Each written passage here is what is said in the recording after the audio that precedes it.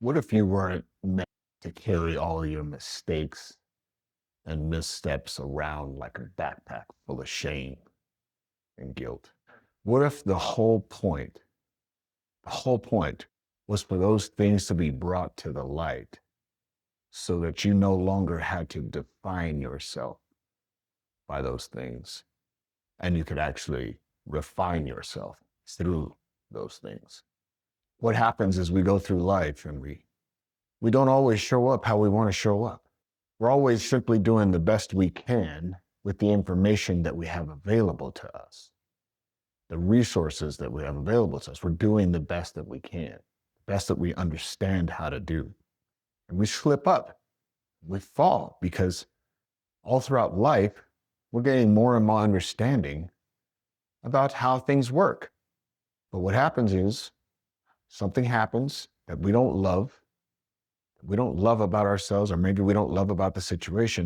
And what we do is we stuff it, we push it down, we hide from it, we deny it, we repress it, we stick it in this backpack full of all the things that we don't want to acknowledge about ourselves.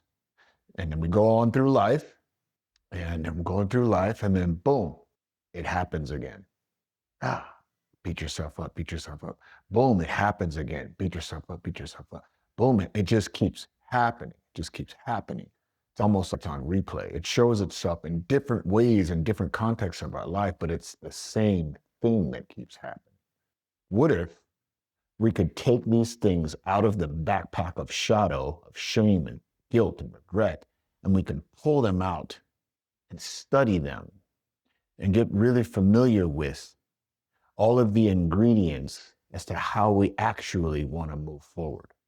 What if we could see these examples that we tried to hide and get away from as blueprints, maps to help us get further on track with who it is we actually want to be? Because who you actually want to be is important to you. That's why we feel so much guilt and regret and shame, and we stuff these things in the background. We stuff them back there because we're actually really committed to being the version of ourselves that we actually want to be. It hurts us to show up anything other than that. And that's that pain, that's that regret, that's that emotional uptick. You're almost upset with yourself or angry with yourself, sometimes very angry with yourself for showing up a certain way. That in and of itself is proof of how important it is for you to actually walk in step with who you want to be. And so because of that, we can use these. We can use these things that we've packed and hidden away, and we can use them as examples, feedback on when we showed up less than, and feed forward because we actually we took that memory and we said, that's not how I wanted to show up here. This is what I was actually intending to do. And if I had it to do over again, I would do this, this, this, and this. And so now you've turned that feedback as to that feedback example of, yeah, you didn't do it great this time, and you transformed it into a feed-forward system that actually points you toward and closer to who it is you were actually designed to be. What if you could get rid of the weight on your shoulders? What if you could stop beating yourself up for not being perfect all the time? What if you could finally take that memory that's been plaguing you for 25 years, 25, 30, who knows, and actually find all of the gold in it? What if you could actually find God in it? That to me is the whole purpose, the whole thing. God, Jesus, the thing, the cross, this is the whole thing. Being able to take our sin, our missteps, our mistakes, pull them out of the darkness because we are not defined by those. Because there was a big giant sacrifice made for it. We're not defined by those. And we could actually move forward with even more clarity, vision, and understanding based off of our courageous exploration of the times in which we came up short. It sounds pretty simple, right? Athletes and coaches do it all the time. They assess themselves. They assess How did I show up here? What are the adjustments that I need to make moving forward? And they move forward and they bring a new version of themselves to the game or to the competition every time if they're doing it right, if they're doing it well. What if we could just steal some of that for ourselves? What if we could steal some of that, knowing that we don't have to be defined by the mistakes that we've had, but we can actually use it to refine ourselves and get closer to what a beautiful gift.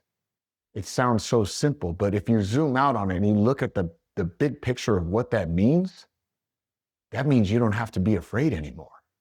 That means whether it goes right or whether it goes wrong, either way, it's moving you in a direction more in line with who you want to be. And when you walk forward with that type of freedom, that type of understanding, that type of freedom from making a mistake, that type of healing of your past, that does something to you internally. That does something to your magnetic signature. You're no longer obsessing over the things that you did wrong. Don't do that again. Don't do that again. Don't do that again. And all you're doing is playing in your mind what you did over and over and over again. So your subconscious goes, because it doesn't know, all it's seeing is the picture that you're representing, the picture of you doing the thing wrong because you're obsessing on it all the time. And it goes, I'm going to recreate that. I'm going to recreate it. I'm going to recreate it. I'm going to recreate it over and over and over again. Well, instead, we have this new picture because we turn that feedback into feed forward. We have this new picture, this new light, this new version of us, full of all of the resources that we needed to make those past moments, make them right in our hearts. So we have this new picture that we're obsessed on, the picture that's full of you, the you actually want to be moving forward. And so then your RAS, your reticular activate system, it starts to find evidence of that because you're not obsessing over the failure. You turned it into light. When you're focused on the light, guess what happens? More light starts to fall into your space. You start to expel more light. You start to receive more light. It just gets brighter and brighter and brighter rather than getting darker and heavier and more uncomfortable. What a way to travel through life. That's available to you. God made that available to us if we know how to tap into it, if we know the right questions to ask, if we start to understand the structure and the design of this thing.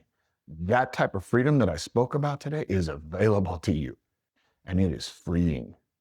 You want to talk about being free? Free from the chains, from the weight, from the ugliness of who you've been, free from that. Here's a real way to actually do it.